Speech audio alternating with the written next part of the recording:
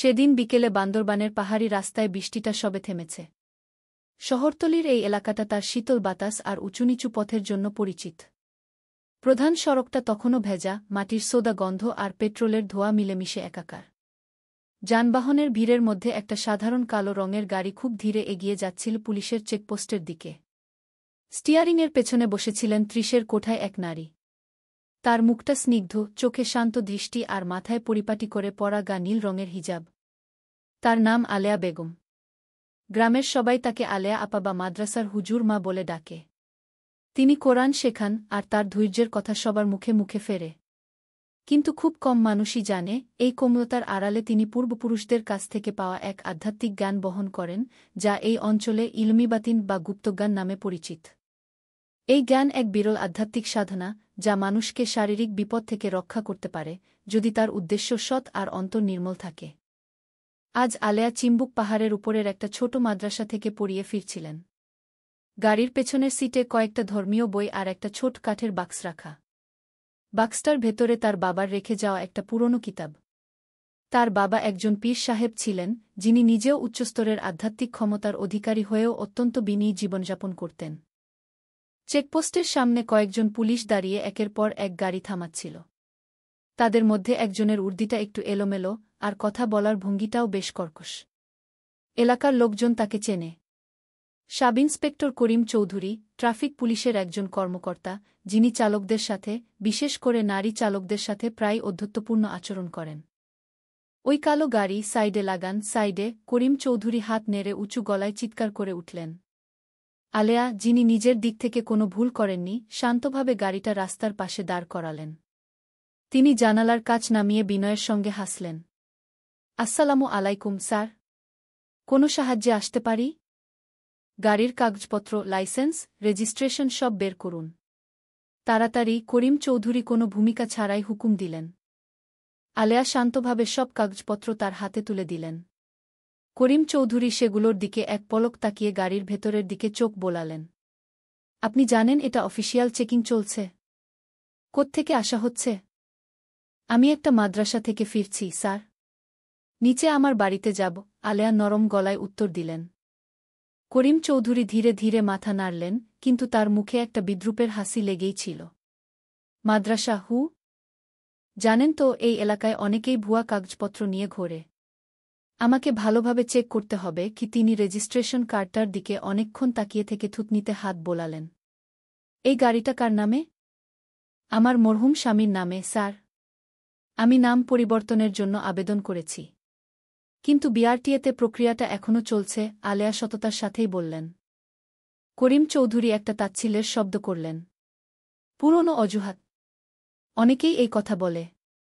কাগজপত্র যদি সম্পূর্ণ না থাকে, আমি কিন্তু মামলা দিয়ে গাড়ি আটকে দিতে পারি। আলেয়ার কপালে একটা হালকা ভাঁজ পড়ল। কিন্তু আমি তো কোনো আইন ভঙ্গ করিনি স্যার। সবকিছুই তো ঠিক আছে, আর আমি আপনাকে পরিস্থিতিটা বুঝিয়েও বললাম। যদি ঝামেলা না চান, তাহলে আমাদের একটু সাহায্য করলেই তো হয়। করিম চৌধুরী বাঁকা হেসে কথাটা শেষ করলেন। অযথা হয়রানির চেয়ে একটা অ্যাডমিনিস্ট্রেটিভ খরচ দিয়ে দিন। সাধারণত ৩,০০০ টাকা লাগে। আলেয়া তার দিকে স্থির চোখে তাকালেন। তার দৃষ্টি তীক্ষ্ণ, কিন্তু তখনও বিনম্র। স্যার, আমি এভাবে কোনো সমস্যার সমাধান করতে অভ্যস্ত নই। আপনি যদি মামলা করতে চান, করতে পারেন। আমার কোনো আপত্তি নেই। এই কথাটা করিম চৌধুরীকে অপমানিত করল। তিনি গাড়ির জানালায় সজোরে একটা থাপ্পড় মারলেন। আপনি কার সাথে কথা বলছেন ম্যাডাম? এটা পাবলিক রোড। আপনি কি ভাবছেন আমি আপনার সাথে মশকরা করছি? অন্যান্য পুলিশ সদস্যরা বিষয়টি লক্ষ্য করতে শুরু করেছিল, কিন্তু কেউই করিম চৌধুরীকে কিছু বলার সাহস পাচ্ছিল না। সে বদমেজাজি হিসেবে পরিচিত এবং অফিসে তার শক্ত খুঁটি আছে। গাড়ি থেকে নামুন, তার কঠোর আদেশ শোনা গেল। আলেয়া একটা দীর্ঘশ্বাস ফেলে ধীরে ধীরে গাড়ি থেকে বেরিয়ে এলেন। অন্য চালকরা আর চোখে তাকাতে শুরু করেছে। তিনি গাড়ির পাশে সোজা হয়ে দাঁড়ালেন, কিন্তু তার আচরণে কোনো অস্থিরতা ছিল না। ডিকি খুলুন। আলেয়া আদেশ পালন করলেন। করিম চৌধুরী গাড়ির প্রতিটি কোণ এমনভাবে তল্লাশি করতে লাগলেন, যেন তিনি গাড়িটা আটক করার জন্য একটা কারণ খুঁজছেন। হঠাৎ তিনি তার বাবার রেখে যাওয়া কিতাব ভর্তি ছোট কাঠের বাক্সটা দেখতে পেলেন। এটা কি? তিনি সন্দেহের চোখে জিজ্ঞেস করলেন। ওটা একটা পুরনো কিতাব, আমার বাবার কাছ থেকে পাওয়া, আলেয়া উত্তর দিলেন। কিতাব? তাবিজকবচ নাকি? আপনি পাবলিক গাড়িতে এসব জাদুটোনার জিনিস নিয়ে ঘোরেন? করিম চৌধুরী এবার এমন জোরে ধমকে উঠলেন যে আশেপাশে কিছু লোক জড়ো হতে শুরু করল। আলেয়া শান্ত রইলেন। ওটা ইলমুল হিকমতের কিতাব, স্যার। এর ভেতরে দোয়া আর জিকির লেখা আছে। কোনো অদ্ভুত জিনিস নেই গু। কিন্তু করিম চৌধুরী আরও রেগে গেলেন। তিনি বাক্সটা নিয়ে জোর করে খুললেন। ভেতরে সত্যি আরবি হরফে লেখা কিছু পুরনো পাতা আর দোয়ার জন্য ব্যবহৃত কয়েকটি শুকনো পাতা ছিল। এটা তো ঝাড়ফুঁকের মাল, তিনি চিৎকার করে বললেন। আপনাকে আমি পোস্টে নিয়ে যাব। কে জানে, হয়তো আপনি নিষিদ্ধ কিছু বহন করছেন গু। আলেয়া এক মুহূর্তের জন্য চোখ বন্ধ করলেন, তারপর নরম গলায় বললেন, স্যার, দয়া করে যা তা বলবেন না। এটা আমার পরিবারের জন্য একটা পবিত্র জিনিস। আপনি যদি না জানেন তাহলে অন্তত অপমান করবেন না গি। কিন্তু করিম চৌধুরী উল্টো হেসে উঠলেন। পবিত্র? সবাই তো তাই বলে। আপনি কি ভাবছেন আমি অভিশাপকে ভয় পাই? তিনি বাক্সটা মাটিতে ছুঁড়ে মারলেন। কাঠের বাক্সটা ভেঙে যাওয়ার শব্দে আলেয়ার বুকটা ধরাস করে উঠল। কিন্তু দুঃখের আড়ালে তার ভেতরে অন্য কিছু একটা নড়াচড়া করতে শুরু করল। একটা মৃদু কম্পন, যেন আঙুলের ডগা থেকে গরম হাওয়া বেরিয়ে আসছে। অন্যান্য পুলিশ সদস্যরা ইতস্তত করছিল। তাদের মধ্যে একজন ফিসফিস করে বলল, স্যার, থাক না। বাড়াবাড়ি হয়ে যাচ্ছে। উনি তো এলাকারই হুজুর, মা, সবাই চেনে গি। করিম চৌধুরী তার দিকে ক্রুদ্ধ দৃষ্টিতে তাকালেন। চুপ! তুই কি ভাবছিস আমি কোনো হুজুরকে ভয় পাই? পরিবেশটা থমথমে হয়ে গেল। আলেয়া নিচু হয়ে ভাঙা বাক্সটার টুকরোগুলো তুলতে লাগলেন। তার হৃদয় ভয়ে নয়, হতাশায় কাঁপছিল। করিম সাহেব, তিনি নিচু স্বরে বললেন, প্রত্যেক মানুষের ধৈর্যের একটা সীমা থাকে। আমি শান্ত থাকার চেষ্টা করেছি, কিন্তু দয়া করে পবিত্র কোনো জিনিসকে অপমান করবেন না গি। অপমান করলে কি হবে? কি করবেন আপনি? করিম চৌধুরী বুক ফুলিয়ে চ্যালেঞ্জ ছুড়ে দিলেন। আলেয়া তার মুখ তুললেন। মুহূর্তের মধ্যে চারপাশের আবহাওয়াটা বদলে গেল। পাহাড়ের শীতল বাতাস যেন হঠাৎ করে দম বন্ধ করে দাঁড়িয়ে পড়ল। রাস্তার পাশের গাছের পাতাগুলো নড়াচড়া বন্ধ করে দিল। যারা ভিড় করে দেখছিল তারা অবচেতনভাবেই এক পা পিছিয়ে গেল। আলেয়ার চোখের দৃষ্টি বদলে গেল। ভয়ঙ্কর নয়, কিন্তু এতটাই তীক্ষ্ণ আর গভীর, যেন তা আত্মার ভেতর পর্যন্ত দেখতে পাচ্ছে। তিনি জোরে কথা বললেন না, কিন্তু তার কণ্ঠস্বর যেন প্রতিধ্বনিত হতে লাগল। আপনি পদের অহংকারে অন্ধ হয়ে গেছেন, কিন্তু ভুলে গেছেন ক্ষমতা কে দেয়। যদি আপনি নির্দোষ মানুষকে হয়রানি করেন, তাহলে আল্লাহর বিচার নীরব থাকবে না গি। করিম চৌধুরী অট্টহাসি হেসে উঠলেন। হে, আমাকে দোয়া দিয়ে ভয় দেখাচ্ছেন? কিন্তু তার কথা শেষ হওয়ার আগেই তার শরীরটা হঠাৎ টলে উঠল। তিনি মাথা ঘোরা অনুভব করলেন, চোখের সামনে সব ঝাপসা হয়ে গেল। উফ, আমার মাথা! হেলমেটটা ধরে তিনি বিড়বিড় করলেন। অন্য পুলিশরা তাকে সাহায্য করার জন্য এগিয়ে এল। কিন্তু করিম চৌধুরী হঠাৎ যন্ত্রণায় চিৎকার করে মাটিতে পড়ে গেলেন। তার শরীরটা থরথর করে কাঁপতে লাগল, যেন ভেতর থেকে কেউ বৈদ্যুতিক শক দিচ্ছে। করিম স্যার! স্যার! একজন পুলিশ আতঙ্কে চিৎকার করে উঠল। আলেয়া শুধু চোখ বন্ধ করে নিচু স্বরে জিকির করতে লাগলেন। তিনি কিছুই স্পর্শ করেননি। কিন্তু তার চারপাশে একটা মৃদু বাতাস ঘুরপাক খাচ্ছিল, যেখান থেকে পান পাতা আর মাদ্রাসার পরিচিত আতরের গন্ধ আসছিল। আশেপাশের মানুষ বিস্ময়ে তাকিয়ে রইল। আস্তাগফিরুল্লাহ, এটা কি হচ্ছে? একজন গ্রামবাসী ফিসফিস করে বলল। এদিকে করিম চৌধুরী পিচঢালা রাস্তায় পড়েছিলেন। তার মুখ ফ্যাকাশে হয়ে গেছে। তিনি কথা বলার চেষ্টা করছিলেন, কিন্তু তার গলা দিয়ে কোনো স্বর বেরোচ্ছিল না। আমার শরীর পুড়ে যাচ্ছে, তিনি কোনমতে বললেন। আলেয়া ধীরে ধীরে তার দিকে এগিয়ে গেলেন। তিনি করিম চৌধুরীর পাশে হাঁটু গেড়ে বসে নিচু স্বরে বললেন, আমি আপনাকে আঘাত করতে চাইনি। এটা শুধু একটা সতর্কবার্তা, যাতে আপনার মনে থাকে যে ক্ষমতা জুলুম করার জন্য নয় গি। তিনি তার হাতটা সামান্য তুলে একটা দোয়া পড়লেন। কিছুক্ষণ পরেই করিম চৌধুরীর কাঁপুনি থেমে গেল। তার শরীর তখনও দুর্বল, কিন্তু শ্বাসপ্রশ্বাস স্বাভাবিক হতে শুরু করেছে। অন্য পুলিশ সদস্যরা আলেয়ার দিকে ভয় আর সম্মানের মিশ্র দৃষ্টিতে তাকাতে লাগল। তাদের একজন বলল, আপা, দয়া করে আমাদের মাফ করে দিন। আমরা জানতাম না যে আপনি। আলেয়া নরম গলায় কথা থামিয়ে দিলেন। ভয় পাওয়ার কিছু নেই। আমি কোনো জাদুকর নই। আমি শুধু একজন সাধারণ নারী যাকে আত্মরক্ষা আর সম্মান রক্ষা করতে শেখানো হয়েছে। এই জ্ঞান আক্রমণ করার জন্য নয়, রক্ষা করার জন্য। তিনি উঠে দাঁড়িয়ে উপস্থিত সকলের দিকে তাকালেন। ন্যায়বিচার শুধু আদালতেই হয় না। কখনো কখনো আল্লাহ এমনভাবে সতর্ক করেন যা আমরা কল্পনাও করতে পারি না। এরপর তিনি সম্মানের সাথে মাথা ঝুঁকিয়ে তার ভাঙা বাক্সটা তুলে নিয়ে আবার গাড়িতে উঠলেন। আর কোনো কথা না বলে তিনি ধীরে ধীরে চেকপোস্ট ছেড়ে চলে গেলেন। পেছনে তখনও সুনসান নীরবতা। করিম চৌধুরী মাটিতে বসে দূরে চলে যাওয়া গাড়িটার দিকে তাকিয়েছিলেন, তার মুখে ছিল গভীর অনুশোচনা।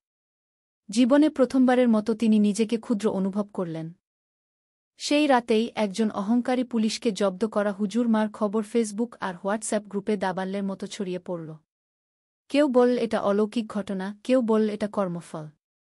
কিন্তু বান্দরবানের বেশিরভাগ মানুষ গর্বিত বোধ করছিল, কারণ অবশেষে কেউ একজন মর্যাদার সাথে অন্যায়ের প্রতিবাদ করার সাহস দেখিয়েছে। তবে আলেয়ার কাছে এটা কোনো গর্বের বিষয় ছিল না। তিনি জানতেন প্রত্যেক কাজেরই একটা পরিণতি থাকে। তার মনে একটা উদ্বেগ কাজ করছিল, কারণ ইলমি বাতিন এমন কোনো জিনিস নয় যা খেয়াল খুশিমতো ব্যবহার করা যায়।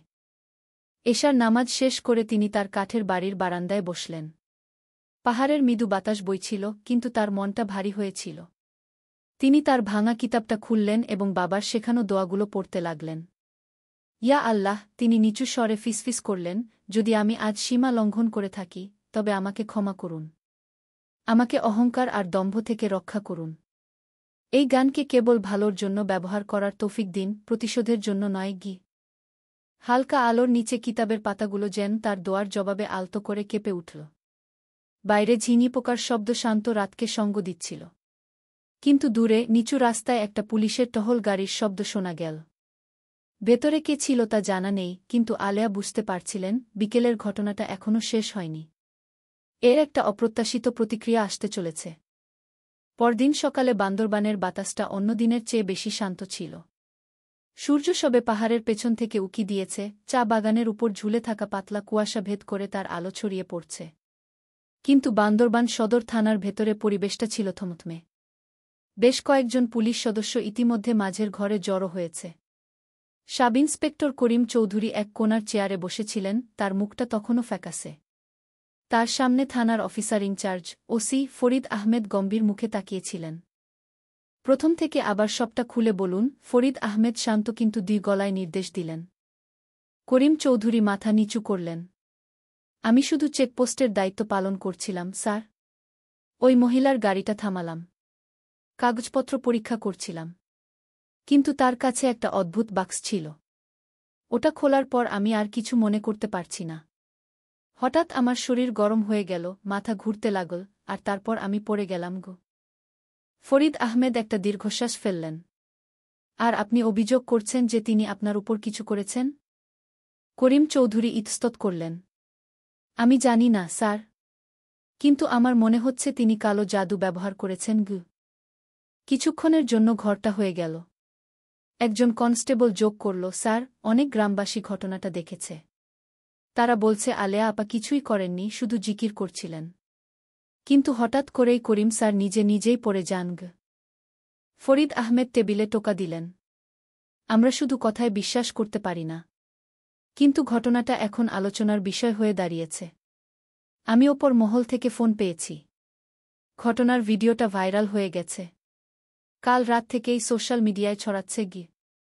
করিম চৌধুরী চিন্তিত মুখে ওসির দিকে তাকালেন। ভিডিও? ফরিদ আহমেদ মাথা নাড়লেন। হ্যাঁ, কেউ একজন দূর থেকে রেকর্ড করেছে। তোমার চিৎকার চেঁচামেচির আওয়াজ পরিষ্কার শোনা যাচ্ছে। নেটিজেনরা তোমাকে অহংকারী বলছে, এমনকি কেউ কেউ তোমাকে চাকরি থেকে বরখাস্ত করার দাবিও তুলেছে। করিম চৌধুরী চুপ হয়ে গেলেন। তার মুখটা কঠিন হয়ে উঠল। ফরিদ আহমেদ ঘরের সব সদস্যের দিকে তাকালেন। সবাই মন দিয়ে শোনো। এটা কোনো জাদুটোনা বা অলৌকিকের বিষয় নয়।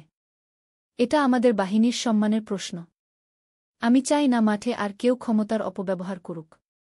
আর ওই হুজুর মার বিষয়ে আমাদের তার কাছে আনুষ্ঠানিকভাবে যেতে হবে, ভালোভাবে তার বক্তব্য শুনতে হবে। কেউ কোনো রকম বাড়াবাড়ি করবে না। সবাই নীরবে মাথা নাড়ল। কিন্তু করিম চৌধুরীর চোখে অন্য কিছু ছিল। শুধু ভয় নয়, একটা চাপা প্রতিশোধের স্পৃহা। অন্যদিকে পাহাড়ের ধারে একটা সাধারণ কাঠের বাড়িতে আলেয়া বেগম ছোট ছোট ছেলে মেয়েদের কোরআন পড়াচ্ছিলেন। তার কণ্ঠস্বর নরম আর তার মুখ থেকে বের হওয়া প্রতিটি শব্দ যেন বাতাসকে শান্ত করে দিচ্ছিল। কিন্তু পড়ানোর ফাঁকে ফাঁকে তিনি মাঝে মাঝে জানালার বাইরে তাকাচ্ছিলেন, দেখছিলেন কিছু মোটরবাইক তার বাড়ির থেকে কিছুটা দূরে থেমে আছে। তিনি বুঝতে পারছিলেন সকাল থেকেই কিছু লোক তাকে নজরে রাখছে। ক্লাস শেষ হওয়ার পর ফাতিমা নামের একটি ছোট মেয়ে সরলভাবে জিজ্ঞেস করল, হুজুর মা, সবাই বলে আপনার নাকি এমন জ্ঞান আছে যা দিয়ে খারাপ লোকদের ফেলে দেওয়া যায়, সত্যি? আলেয়া নরম করে হাসলেন। তোমাকে কে বলেছে এসব? গ্রামের সবাই বলাবলি করছে আপা। বলছে আপনি নাকি পিরাউলিয়াদের মতো, ফাতিমা সরলভাবে উত্তর দিল। আলেয়া তার ছাত্রীর মাথায় হাত বুলিয়ে দিলেন। শোনো মা, যখন কেউ খারাপ কাজ করে তখন কখনো কখনো আল্লাহই তাকে শাস্তি দেন। ক্ষমতা আমাদের হাতে নেই, আমরা কেবল তার। তাই এসব গল্প শুনে গর্ব করো না, কেমন? বাচ্চারা মাথা নেড়ে একে একে বাড়ি চলে গেল। উঠানটা যখন আবার শান্ত হয়ে গেল, আলেয়া দরজা বন্ধ করে বসার ঘরে এলেন। তিনি একটা দীর্ঘশ্বাস ফেললেন। তার মাথায় বাবার কণ্ঠস্বর ভেসে উঠল। ইলমিবাতিন শক্তি প্রদর্শনের জন্য নয় আলেয়া। এই জ্ঞান তোমাকে ততক্ষণই রক্ষা করবে যতক্ষণ তুমি তোমার উদ্দেশ্য আর অন্তরকে পবিত্র রাখবে। কিন্তু যদি তুমি ক্রোধ বা প্রতিশোধের দ্বারা প্রলুব্ধ হও, তবে এই জ্ঞানই তোমার ক্ষতির কারণ হবে গু। তিনি টেবিলের উপর রাখা তার পুরনো কিতাবটার দিকে তাকালেন। ইনশাআল্লাহ আব্বা, আমি এর ভুল ব্যবহার করব না, তিনি বিড়বিড় করে বললেন। বিকেল নাগাদ দুজন পুলিশ তার বাড়িতে এল। তাদের মধ্যে একজন ছিল কনস্টেবল রফিক, যে গতকালও চেকপোস্টে ছিল। তার মুখে ছিল বন্ধুসুলভ আচরণ। আসসালামু আলাইকুম আলেয়া আপা, রফিক বিনয়ের সাথে সালাম দিল। ওয়া আলাইকুমুসসালাম ভাই, ভেতরে আসুন গু। রফিক তার সঙ্গীকে নিয়ে ভেতরে ঢুকল। তারা বসার ঘরে বসল। আপা, আমরা আপনাকে কোনো অভিযোগ করতে আসিনি, কিন্তু ওসি সাহেব চেয়েছেন আপনি আগামীকাল সকালে একবার থানায় আসুন, শুধু বিষয়টাকে পরিষ্কার করার জন্য। আলেয়া ধীরে ধীরে মাথা নাড়লেন। আমার কোনো আপত্তি নেই ভাই, আমিও চাই সব ভুল বোঝাবুঝির অবসান হোক। রফিক স্বস্তির হাসি হাসল। ধন্যবাদ আপা, আর গতকালের ঘটনার জন্য আমরা দুঃখিত। অনেক গ্রামবাসী আপনার প্রতি সহানুভূতিশীল। তারা চলে যাওয়ার পর আলেয়া বারান্দায় এসে দাঁড়ালেন। বাতাসটা ঠান্ডা হতে শুরু করেছে। তিনি দূরের শহরের দিকে তাকালেন, যা গোধূলির কমলা আলোয়। তিনি মনে মনে জানতেন এটা এখনও শেষ হয়নি, কিন্তু তিনি শান্তভাবে যে কোনো পরিস্থিতির মোকাবিলা করতে প্রস্তুত ছিলেন। পরদিন সকালে থানায় কয়েকজন স্থানীয় সাংবাদিক জড়ো হয়েছিল। তারা হুজুর মার আধ্যাত্মিক ক্ষমতার খবর পেয়ে এসেছিল, যা সোশ্যাল মিডিয়ায় ভাইরাল হয়েছিল। কিছু অনলাইন পোর্টালের শিরোনামে এমনকি লেখা হয়েছিল, অহংকারী পুলিশ কর্মকর্তাকে আধ্যাত্মিক ক্ষমতা বলে ধরাশায়ী করলেন হুজুর মা। আধুনিক যুগেও কি গুপ্তজ্ঞানের অস্তিত্ব আছে? আলেয়া যখন শান্ত পায়ে আর মুখে মাস্ক পরে থানায় ঢুকলেন, তখন সব চোখ তার দিকেই নিবদ্ধ হল। কয়েকজন সাংবাদিক ছবি তোলার চেষ্টা করল, কিন্তু রফিক তাদের থামিয়ে দিল। এটা কোনো প্রেস কনফারেন্স নয়, দয়া করে ওনার গোপনীয়তাকে সম্মান করুন, সে কঠোরভাবে বলল। ওসি ফরিদ আহমেদের কক্ষে আলেয়া তার সামনে বসলেন। ফরিদ আহমেদের মুখে কোনো কঠোরতা ছিল না, বরং ছিল সম্মান। তিনি শান্তভাবে শুরু করলেন, আলেয়া বেগম, আমি জানি আপনি একজন ভালো মানুষ। আমরা শুধু জানতে চাই গতকাল আসলে কি ঘটেছিল। আলেয়া সোজা হয়ে বসলেন। আমি শুধু বাড়ি ফিরতে চেয়েছিলাম স্যার। আমি সব কাগজপত্র দেখিয়েছিলাম, কিন্তু আমার বাবার রেখে যাওয়া একটা পবিত্র কিতাবকে অপমান করা হয়। আমার রাগ হয়েছিল, কিন্তু আমি কাউকে আঘাত করার চিন্তা করিনি। আমি শুধু দোয়া পড়ছিলাম যাতে আমার মন শান্ত থাকে। ফরিদ আহমেদ মাথা নাড়লেন। আর তারপর? তারপর কি হয়েছে আমি জানি না। হয়তো আল্লাহ তার নিজের উপায়ে বিচার করেছেন। ফরিদ আহমেদ কিছুক্ষণ চুপ করে থেকে নিচু স্বরে বললেন, আমি এটা বিশ্বাস করি। কিন্তু যেহেতু ঘটনাটা এখন অনেক বড় হয়ে গেছে, আমরা পরিস্থিতিটা শান্ত করতে চাই। আমরা নিশ্চিত করব যাতে কেউ এই গল্পটাকে ব্যক্তিগত স্বার্থে ব্যবহার করতে না পারে। আলেয়া মাথা নিচু করলেন। আমি বুঝতে পারছি স্যার। ফরিদ আহমেদ তার দিকে আরও কিছুক্ষণ তাকিয়ে রইলেন। যদি সত্যি কথা বলতে হয় আপা, অনেকেই বলছে আপনার নাকি আধ্যাত্মিক ক্ষমতা আছে। এটা কি সত্যি? আলেয়া একটা হালকা হাসলেন। আপনি যদি অলৌকিক ক্ষমতার কথা বলেন তবে আমার তেমন কিছু আছে বলে মনে হয় না। আমি শুধু জানি আমার বাবা আমাকে এমন জিকির শিখিয়েছিলেন যা দিয়ে বিপদের সময় অন্তরকে শান্ত রাখা যায়। চেকপোস্টের সেই ঘটনার পর ৩ দিন কেটে গেছে। যদিও গ্রামের পরিস্থিতি এখন অনেকটাই শান্ত, তবুও আলেয়া বেগমের বাড়ির চারপাশে সেই ঘটনার ছায়া এখনও রয়ে গেছে। যে সমস্ত গ্রামবাসী তার বাড়ির সামনে দিয়ে যায় তারা প্রায়ই তাদের গাড়ির গতি কমিয়ে দেয় শুধু এক পলক সেই নারীকে দেখার জন্য যাকে নিয়ে অলৌকিক ক্ষমতার গুঞ্জন চলছে। কিন্তু এসব গল্পের আড়ালে আলেয়া তার দৈনন্দিন জীবন আগের মতোই কাটাচ্ছিলেন। তিনি বাড়ির পেছনের ছোট মক্তবে বাচ্চাদের কোরআন শেখাচ্ছেন, নিজের উঠান ঝাড় দিচ্ছেন আর তার সাথে থাকা এতিম ছাত্রদের জন্য রান্না করছেন। হুজুর মা তার ১-২ বছর বয়সী ছাত্রী আয়েশা অজুর পানি আনতে আনতে ডাকল। দোকানের চাচিরা বলাবলি করছিল সেই পুলিশটা নাকি এখনও ডিউটিতে ফিরতে পারেনি। আজানের শব্দ শুনলেই নাকি তার শরীর জ্বলে ওঠে গি। আলেয়া ঝাড় দেওয়া থামালেন। গুজব শুনো না মা, ওসব বড়দের ব্যাপার। তোমার কাজ হলো পড়াশোনা করা আর ভালো কাজ করা, গল্প বাড়ানো নয়।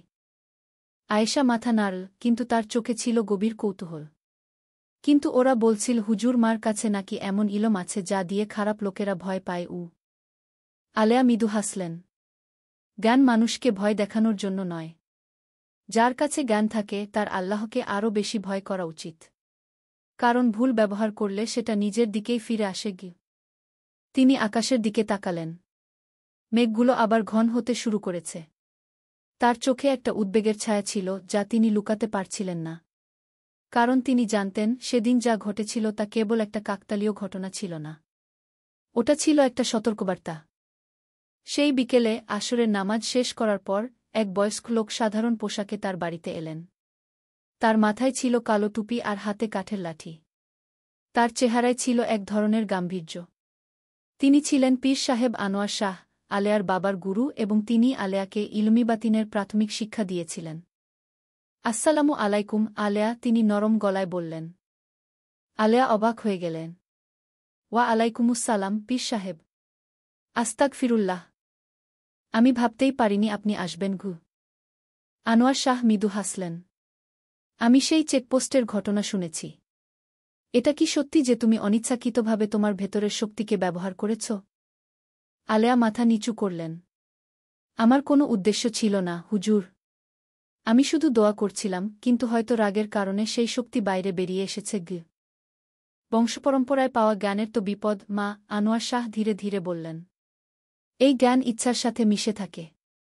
তোমার নিয়ত যদি সামান্য ক্রোধ দ্বারা কলুষিত হয় তবে প্রকৃতিও তার প্রতিক্রিয়া দেখায়। ইলমি বাতিন শুধু অস্ত্রের আঘাত থেকে রক্ষা করে না, এটা তার অধিকারীর হৃদয়ের আয়নাও বটে গু।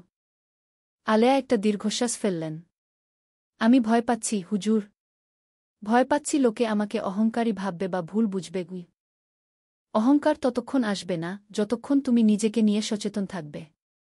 কিন্তু মনে রেখো, তোমার শক্তির কারণে যে আহত হয়েছে তার কম্পন তোমার দিকে ফিরে আসবে, যদি না তুমি দ্রুত সেটাকে নিষ্ক্রিয় করো। নিষ্ক্রিয় হুজুর? আনোয়ার শাহ মাথা নাড়লেন। তোমাকে সেই লোকটির কাছে যেতে হবে, সাব ইন্সপেক্টর করিমের কাছে।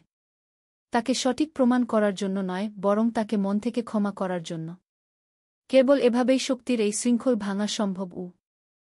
আলেয়া চুপ করে গেলেন। করিম চৌধুরীর সাথে আবার দেখা করার কথা ভাবতেই তার বুকটা ভারী হয়ে উঠল। কিন্তু তিনি জানতেন আনোয়ার শাহ কখনো অনর্থক উপদেশ দেন না। সেই রাতেই আলেয়া করিম চৌধুরীর চিকিৎসাধীন হাসপাতালে যাওয়ার সিদ্ধান্ত নিলেন। তিনি একটা ছোট ব্যাগে জয়তুনের তেল, এক বোতল জমজমের পানি আর কিছু বড়ি গাছের পাতা নিলেন। কিন্তু তিনি ভেতরে ঢোকার আগেই ওয়ার্ডের দরজায় পাহারারত দুজন পুলিশ তাকে সন্দেহের চোখে দেখল। মাফ করবেন, আপনি কে? তাদের একজন জিজ্ঞেস করল। আমি করিম সাহেবের সাথে দেখা করতে চাই। আমি আলেয়া গু। দুজনেই একে অপরের দিকে তাকাল। একজন তার সঙ্গীকে ফিসফিস করে কিছু বলে নিচু স্বরে বলল, আপা, হয়তো কালকে এলেই ভালো হয়। ওনার অবস্থা এখনও স্থিতিশীল নয়। আর সত্যি বলতে, ওনার পরিবার যদি জানে যে আপনি এসেছেন। আমি কোনো খারাপ উদ্দেশ্যে আসিনি, আলেয়া নরম গলায় কথা থামিয়ে দিলেন। আমি শুধু তার জন্য দোয়া করতে আর ক্ষমা চাইতে এসেছি। তারা কিছু বলার আগেই ঘরের ভেতর থেকে একটা কণ্ঠস্বর ভেসে এল। ওকে ভেতরে আসতে দাও। তারা ঘুরে দরজার দিকে তাকাল। করিম চৌধুরী দাঁড়িয়েছিলেন। তার শরীর তখনও দুর্বল, কিন্তু চোখের দৃষ্টি তীক্ষ্ণ। তিনি সব শুনেছেন। আসুন আপা, আমি আপনার সাথেই দেখা করতে চেয়েছিলাম, তিনি বললেন। আলেয়া ভেতরে ঢুকলেন। ঘরটা শুধু স্যালাইনের মেশিনের মৃদু শব্দ হচ্ছিল। এখন কেমন আছেন ভাই? আলেয়া সাবধানে জিজ্ঞেস করলেন। করিম চৌধুরী একটা হাসি হাসলেন। বেঁচে আছি, যদিও প্রতিবার আজানের শব্দ শুনলে আমার শরীর জ্বলে ওঠে। অদ্ভুত, তাই না? আগে আমি আজানের শব্দ শুনলে বিরক্ত হতাম, কারণ চেকপোস্টে জ্যাম লেগে যেত। আর এখন সেই শব্দ শুনতেই ভয় পাই। আলেয়া মাথা নিচু করলেন।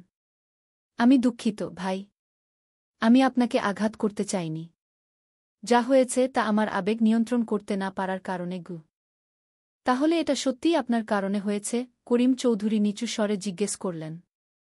আলেয়া সরাসরি উত্তর দিলেন না। তিনি শুধু বললেন, সবকিছু আল্লাহর ইচ্ছায় হয়। কিন্তু হয়তো তার সতর্কবার্তা আমার হাত দিয়ে এসেছে। করিম চৌধুরী তার দিকে অনেকক্ষণ তাকিয়ে রইলেন। যেদিন আমি রাস্তায় পড়ে গিয়েছিলাম, আমার মনে হচ্ছিল ভেতর থেকে পুড়ে যাচ্ছি। কিন্তু সেই আগুনের মধ্যে আমি একটা কণ্ঠস্বর শুনেছিলাম। কণ্ঠস্বর?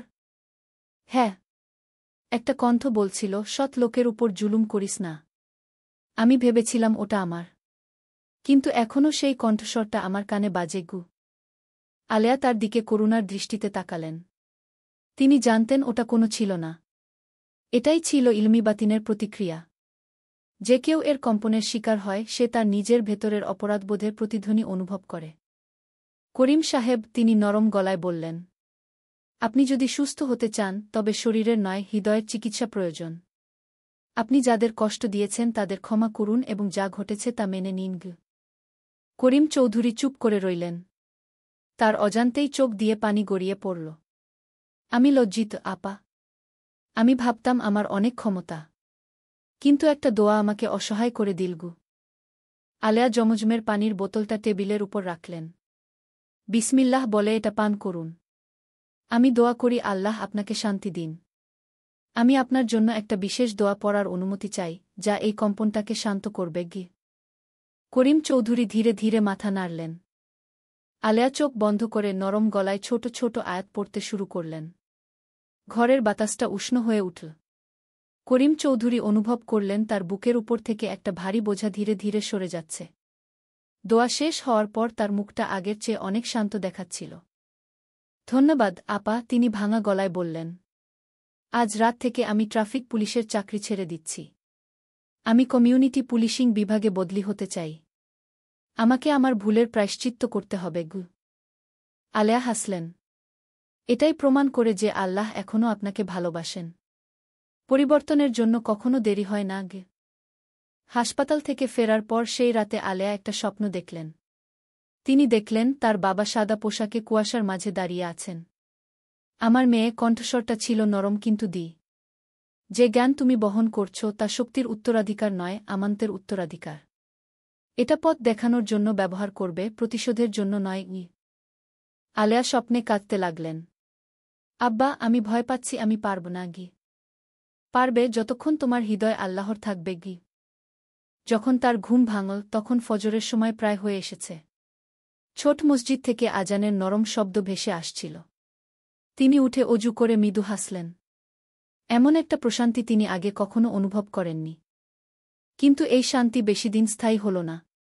পরদিন সকালে যখন তিনি মক্তবে পড়াচ্ছিলেন, দুটো কালো গাড়ি তার বাড়ির সামনে এসে থামল। ভেতর থেকে পুলিশের পোশাক পরা একজন লোক নামল, যার জ্যাকেটে পিবিআই লেখা ছিল। শুভ সকাল আলেয়া বেগম, সে আনুষ্ঠানিক গলায় বলল। আমরা পুলিশ ব্যুরো অফ ইনভেস্টিগেশন থেকে এসেছি। কয়েকদিন আগের চেকপোস্টের ঘটনা নিয়ে একটা রিপোর্ট হয়েছে। আমরা আপনার কাছ থেকে সরাসরি জবানবন্দি নিতে চাই। যে বাচ্চারা পড়ছিল তারা লেখা থামিয়ে দিল। পরিবেশটা হঠাৎ হয়ে গেল। আলেয়া শান্তভাবে উঠে দাঁড়ালেন। আসুন স্যার। কিন্তু আর কি তদন্ত করার বাকি আছে? সমস্যাটা তো মিটে গেছে। সে কারণেই তো ম্যাডাম, কর্মকর্তাটি বলল। আমরা খবর পেয়েছি যে আপনি কোনো সাধারণ উপায় ব্যবহার করেননি, বরং আধ্যাত্মিক ক্ষমতা ব্যবহার করেছেন, যার কারণে আমাদের একজন সদস্য অজ্ঞান হয়ে যান এবং মানসিক আঘাত পান। আলেয়া একটা দীর্ঘশ্বাস ফেললেন। তাহলে এখন দোয়ারও পুলিশি তদন্ত হবে? কর্মকর্তাটি এক মুহূর্ত চুপ করে রইল। আমরা শুধু আমাদের দায়িত্ব পালন করছি, ম্যাডাম। আলেয়া তার দিকে অনেকক্ষণ তাকিয়ে থেকে বললেন, তাহলে আল্লাহই সাক্ষী থাকুন। আমি সব খুলে বলব। যদি আপনাদের উদ্দেশ্য সত্যিটা খুঁজে বের করা হয়, সেন্সেশনালিজম তৈরি করা নয়। পরিবেশটা থমথমে হয়ে গেল। বাচ্চারা, গ্রামের কিছু মহিলা জড়ো হতে শুরু করেছে। আলেয়ার মন বলছিল এটাই তার পরবর্তী পরীক্ষা। কারণ এবার তার প্রতিপক্ষ কোনো একজন অহংকারী ব্যক্তি নয়, বরং এমন একটা ব্যবস্থা যা যুক্তির বাইরে থাকা কোনো কিছু দ্বারা বিচলিত বোধ করছে। সেদিন সকালে চট্টগ্রাম বিভাগীয় পুলিশ দপ্তরের চত্বরটা অন্য দিনের চেয়ে বেশি ব্যস্ত ছিল। দুটো কালো গাড়ি প্রধান ভবনের সামনে এসে থামল। তার একটি থেকে আলেয়া বেগম শান্ত পায়ে নামলেন। তার সাথে ছিলেন গ্রামের রহিম চাচা, যিনি জোর করে তার সঙ্গী হয়েছেন। আলেয়ার হাতে ছিল সেই পুরনো কিতাবটা, যা চেকপোস্টের ঘটনায় সামান্য ফেটে গিয়েছিল। তিনি ওটা এমনভাবে জড়িয়ে ধরেছিলেন যেন কোনো পবিত্র আমানত রক্ষা করছেন। তার মুখ ছিল শান্ত, কিন্তু চোখের দৃষ্টি ছিল একজন প্রহরী তাকে পিবিআইয়ের তদন্ত কক্ষে নিয়ে গেল। ভেতরে পুলিশের পোশাকে কয়েকজন কর্মকর্তা বসেছিলেন, যাদের মধ্যে ছিলেন সুপারিনটেনডেন্ট কামাল হোসেন, অভ্যন্তরীণ তদন্ত দলের প্রধান। তিনি কঠোর কিন্তু ন্যায়পরায়ণ হিসেবে পরিচিত ছিলেন। বসুন, আলেয়া বেগম, তিনি বিনয়ের সাথে বললেন। আমরা আপনাকে ভয় দেখাতে আসিনি। আমরা শুধু ঘটনার সম্পূর্ণ বিবরণ সরাসরি আপনার কাছ থেকে শুনতে চাই। আলেয়া মাথা নাড়লেন। আমি বুঝতে পারছি, স্যার। আপনারা প্রশ্ন করতে পারেন। কামাল হোসেন একটি ফাইল খুললেন। আমাদের সদস্যের রিপোর্ট অনুযায়ী আপনি চেকপোস্টে সহযোগিতা করতে অস্বীকার করেন এবং তারপর আমাদের একজন police sub inspector Karim Chowdhury রহস্যজনকভাবে অজ্ঞান হয়ে পড়ে যান। এটা কি সত্যি? আমি চেকপোস্টে সহযোগিতা করতে অস্বীকার করিনি, স্যার। আমি শুধু অন্যায়ভাবে টাকা দিতে অস্বীকার করেছিলাম, আলেয়া শান্ত কিন্তু স্পষ্ট গলায় উত্তর দিলেন। আর আপনাদের সদস্যের অজ্ঞান হয়ে যাওয়াটা ঘটেছিল যখন তিনি আমার প্রয়াত বাবার রেখে যাওয়া কিতাবকে অপমান করেন। আমি শুধু আল্লাহর কাছে সত্য প্রকাশের জন্য দোয়া করেছিলাম, এর বেশি কিছু নয়। ঘরটা হয়ে গেল। কয়েকজন কর্মকর্তা একে অপরের দিকে তাকাতে লাগলেন। কামাল হোসেন তার দিকে গভীর দৃষ্টিতে তাকালেন। তাহলে আপনি স্বীকার করছেন যে আপনি আত্মরক্ষার জন্য দোয়া ব্যবহার করেছেন? যদি সেটাকে ব্যবহার করা বলা হয় তাহলে হ্যাঁ, স্যার। কিন্তু আমি আক্রমণ করিনি। আমি শুধু আল্লাহর কাছে আশ্রয় চেয়েছিলাম। কামাল হোসেন একটা দীর্ঘশ্বাস ফেলে তার হাতে থাকা কাগজের দিকে তাকালেন। মজার ব্যাপার হল, বেগম, সাব ইন্সপেক্টর করিম চৌধুরী নিজেই আজ সকালে এসে তার অভিযোগ প্রত্যাহার করে নিয়েছেন। তিনি বলেছেন আপনি বরং তাকে সুস্থ করে তুলেছেন। এটা কি সত্যি? আলেয়া হাসলেন। আলহামদুলিল্লাহ। আমি দুরাত আগে তার সাথে দেখা করতে গিয়েছিলাম। আমরা একে অপরকে ক্ষমা করে দিয়েছি। কামাল হোসেনের ঠোঁটে একটা মৃদু হাসি ফুটে উঠল। আমি শুনেছি। আর সত্যি বলতে, বেগম, আমি ব্যক্তিগতভাবে আপনাকে সম্মান করি। কিন্তু উপর মহল থেকে চাপ আছে এটা নিশ্চিত করার জন্য যে এই ঘটনার পেছনে কোনো কালো জাদু নেই। আপনি তো বোঝেন, সময়টা খুব সংবেদনশীল। আলেয়া মৃদু হাসলেন, তার হাসিটা ছিল কোমল কিন্তু ইলমিবাতিন। কালো জাদু নয়, স্যার। এটা দোয়ার গান, হিকমতের গান। এর মূল উদ্দেশ্য অজেয় বা অলৌকিক হওয়া নয়, বরং বিপদের মাঝেও নিজের অন্তরকে কিভাবে শান্ত রাখা যায় সেই সাধনা। কামাল হোসেন মাথা নিচু করে কিছু একটা লিখলেন। আমি বুঝতে পারছি। কিন্তু আমি একটা জিনিস জানতে চাই। আপনি এই পুরনো কিতাবটা সাথে নিয়ে ঘোরেন কেন? আলেয়া তার কোলের উপর রাখা কিতাবটার দিকে তাকালেন। কারণ এর ভেতরে শুধু লেখা নেই, আমার বাবার দেওয়া জীবন দর্শন আছে। এখানে এমন দোয়া আছে যা মানুষকে অহংকারের কাছে মাথা নত করতে দেয় না, হুমকির মুখে ভয় পেতে দেয় না, আর নিজের উৎসকে ভুলতে দেয় না। আমি এটা শক্তির জন্য নয়, স্মরণের জন্য রাখি। কামাল হোসেন তার দিকে অনেকক্ষণ তাকিয়ে রইলেন। নীরবে ঘরের পরিবেশটা বদলে গেল। থমথমে নয়, বরং একটা শ্রদ্ধাপূর্ণ নীরবতা নেমে এল। হঠাৎ তদন্ত কক্ষের দরজাটা খুলে গেল। সবার মাথা সেদিকে ঘুরল। ভেতরে ঢুকলেন সাব ইন্সপেক্টর করিম চৌধুরী, সাধারণ পোশাকে। তার মুখটা আগের চেয়ে অনেক সতেজ। তার হাতে ছিল এক গুচ্ছ রজনীগন্ধা ফুল। মাফ করবেন, স্যার। আমি কিছু কথা বলতে চাই, তিনি বিনয়ের সাথে বললেন। কামাল হোসেন মাথা নাড়লেন। বলো, করিমকে। করিম চৌধুরী আলেয়ার দিকে এগিয়ে এসে গভীর শ্রদ্ধায় মাথা নত করলেন। হুজুর মা, আমি আপনাকে ধন্যবাদ জানাতে এবং আপনার পক্ষ হয়ে কথা বলতে এসেছি। সেদিন কোনো জাদু বা ঘটেনি। যা আমাকে মাটিতে ফেলে দিয়েছিল তা আপনার জন্য নয়, আমার নিজের অহংকারের জন্য। ঘরটা পুরোপুরি হয়ে গেল। সবাই করিম চৌধুরীর দিকে তাকিয়ে রইল। তিনি কাঁপা কাঁপা গলায় বলে চললেন, আমি রাস্তায় বহু মানুষের উপর জুলুম করেছি। আর যেদিন আমি পড়ে গিয়েছিলাম, আমার মনে হয়েছিল আমি নিজেই যেন ঈশ্বরের দ্বারা শাস্তি পাচ্ছি। সেই রাত থেকে আমি তবা করেছি। আপনারা যদি জানতে চান, আমি ইতিমধ্যে কমিউনিটি পুলিশিং ও কাউন্সেলিং বিভাগে বদলির জন্য আবেদন করেছি। কামাল হোসেন অবিশ্বাসের দৃষ্টিতে তার দিকে তাকালেন। তুমি সত্যি বলছ? একদম সত্যি, স্যার। আমি আরও প্রস্তাব করতে চাই যে এই ঘটনাটা লজ্জার কারণে নয়, বরং মাঠ পর্যায়ের সমস্ত পুলিশের জন্য একটা শিক্ষা হিসেবে বন্ধ করে দেওয়া হোক। জনগণের উপর কখনো অহংকার করতে নেই। কামাল হোসেন অনেকক্ষণ চুপ করে থেকে তার সামনের ফাইলটা বন্ধ করে দিলেন। বেশ, তাহলে আমি এই মামলাটা এখানেই সমাপ্ত ঘোষণা করছি। আলেয়া বেগমের পক্ষ থেকে কোনো আইন লঙ্ঘন হয়নি কি? তিনি উঠে দাঁড়িয়ে সম্মানের সাথে আলেয়ার হাত মেলালেন। আসার জন্য ধন্যবাদ, বেগম। আর ছাড়া শিক্ষা দেওয়ার জন্যও ধন্যবাদ। পুলিশ দপ্তর থেকে বেরিয়ে আলেয়া পরিষ্কার আকাশের দিকে তাকালেন। সকালের সূর্য পাতলা মেঘ ভেদ করে রাস্তার উপর একটা উষ্ণ আভা তৈরি করেছে। বড় একটা গাছের নিচে স্কুলের বাচ্চারা হাসতে হাসতে হেঁটে যাচ্ছিল। হুজুর মা, রহিম চাচা হাসি মুখে বললেন। দেখুন, মানুষজন এখন আবার সম্মান করতে শুরু করেছে। আগে তারা পুলিশকে ভয় পেত, এখন বুঝতে পারছে সত্য যে কারো কাছ থেকে আসতে পারে। আলেয়া হাসলেন। আমার জন্য নয় চাচা। সবকিছু আল্লাহর ইচ্ছায় হয়। তারা ধীরে ধীরে বাড়ির পথে হাঁটতে লাগলেন। রাস্তার ধারে কিছু গ্রামবাসী সম্মানের সাথে তাদের সম্ভাষণ জানাল। কেউ মাথা নিচু করল, কেউ শুধু লাজুক হাসল। কিন্তু আলেয়া সবসময় উষ্ণতার সাথে জবাব দিলেন। বাড়িতে পৌঁছে তিনি সরাসরি বারান্দায় গিয়ে বসলেন। পাহাড়ের মৃদু বাতাস বইছিল, সাথে ভেজা মাটি আর বেলি ফুলের গন্ধ।